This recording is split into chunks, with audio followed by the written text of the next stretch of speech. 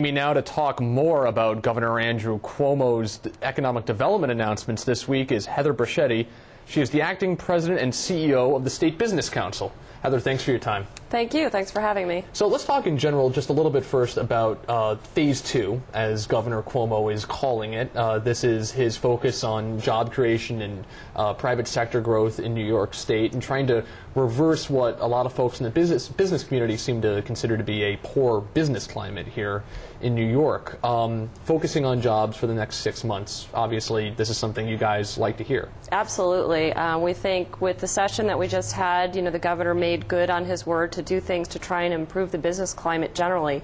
Things like no new taxes in the budget, controlling the growth of Medicaid and education spending down the road, and obviously the property tax cap. Now that we've gotten that behind us, the focus has to be on economic development and growing jobs in the state, in particular in upstate. And one thing that the governor announced today was this plan to essentially consolidate grant programs and applications for tax credits under one umbrella group, right, in addition to these 10 regional economic development councils. Right. Consolidating that process, how does that help businesses? Well, I mean, I think he's really hit on something that's been a long-standing problem, which is all the different agencies weren't particularly coordinated.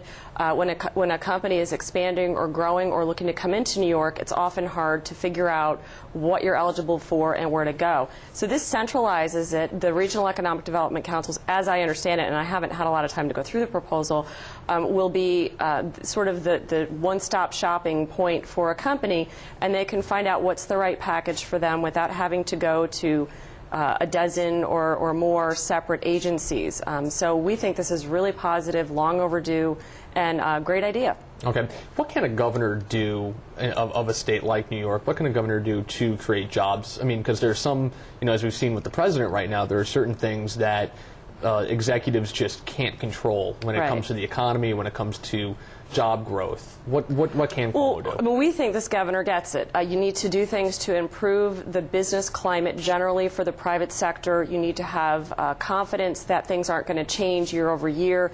It's very hard to invest in a business if you don't know that whether or not your taxes are going to get jacked up next year again, as they, in not this session, but the previous 2 sessions. Certain companies were getting hit year over year with huge tax increases, and so it's very hard to plan and predict growth. So one of the things that this governor did, property tax cap and the no new taxes and fees in the budget, will give confidence to the private sector that it's okay to invest in hiring. No company wants to hire someone and then be in the position of having to lay them off 10 or 12 months later because they've just gotten slapped with a new tax bill. So that's an example of where he really understands that in order to create jobs and grow the economy, you need to have confidence by the private sector in the leadership ability of the executive and the legislature, and we've seen that. This has been a tremendously good session for the private sector. So I think you're going to see a lot more confidence moving forward. And he's also really sought out support from the business community. I know this happened before you were president or acting president of the Business Council, but he received the Business Council's first ever endorsement. He did, in the campaign. And you should be aware. I mean, I was at the Business Council at the time and was the government affairs vice president, so I was intimately involved in our efforts to create a political program that included the gubernatorial endorsement and the endorsements of select legislative candidates. And I know this has been gone over before, but could you tell us a little bit why the endorsement was made this time around and why Andrew Cuomo was picked over Carl Palladino? Well, both candidates actually on fiscal reform messages were very, very good. I can tell you that the materials that the Cuomo campaign put out outlining what he planned to do in office gave us a lot of confidence that he really had the ability to deliver, and so far he has.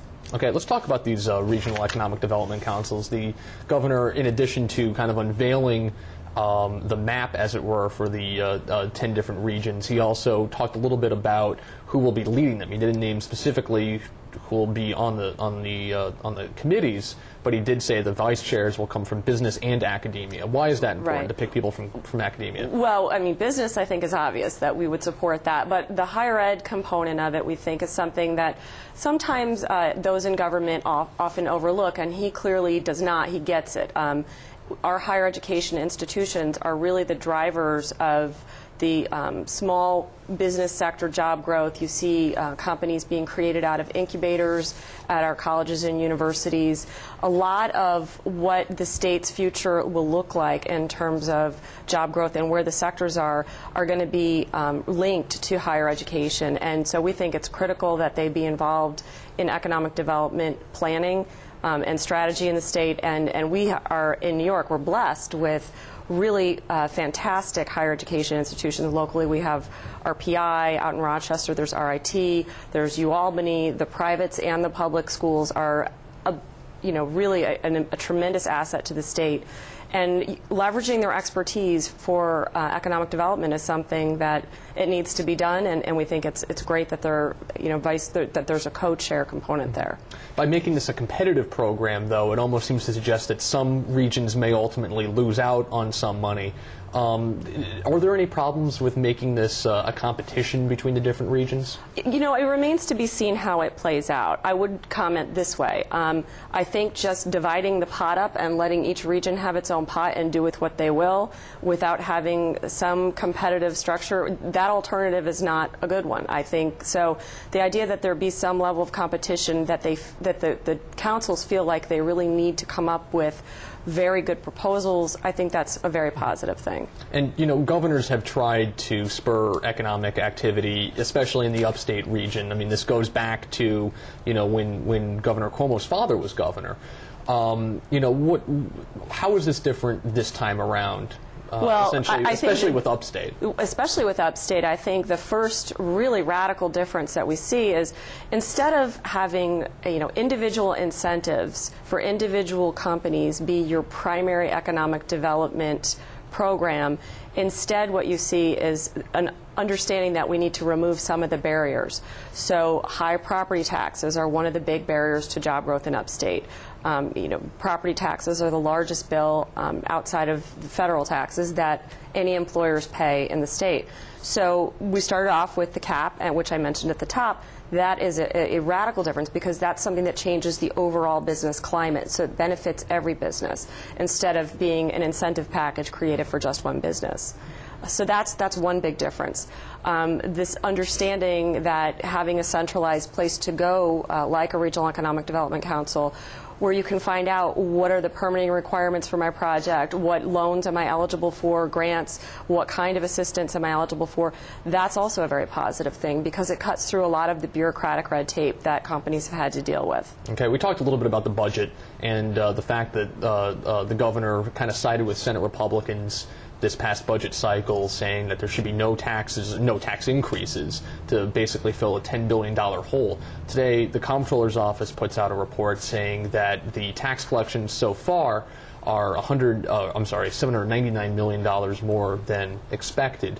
Senate Majority Leader Dean Skelos says that's an opportunity to possibly cut taxes. Mm-hmm. Should there be a look at cutting taxes in the next budget cycle? Can the state afford to do that at this point? I think there's a number of revenue sources that are going to sunset in the next budget cycle, so we would hope that they would stay gone. That's one. That's not a tax cut. That's where a tax goes away. Including the $250,000 surcharge, right. So-called millionaire's tax. But there's also 18A, which is an assessment on everyone's electric bill. People don't realize that they're paying it, but it for manufacturers in particular who use a lot of electricity to make their products, it represented a huge tax increase for many of them. So we would be very pleased to see that not be renewed. There are other examples of that. So I would start with allowing the taxes that exist that are sunsetting to sunset. And then beyond that, obviously, we would like to see any disincentive to growth go away. Which would include things like the tax on manufacturing. Any tax relief that can be offered to business is something that will benefit the economy overall. And just lastly, before we close here, you've been acting president of the Business Council since Ken Adams was picked to lead ESTC, the Empire State Development Corporation. Yeah. There's been some talk about who will ultimately lead the Business Council. I know it's a private, closed issue right now, but there have been some talk of even having Joe Morelli, Assemblyman from Monroe County, lead it. What's the status so far of picking the leader? The search is ongoing, and That's where it is. That's the only information that I have. Fair enough. We'll have to leave it there. Heather Bricetti from the State Business Council, thanks for joining me. Thank you.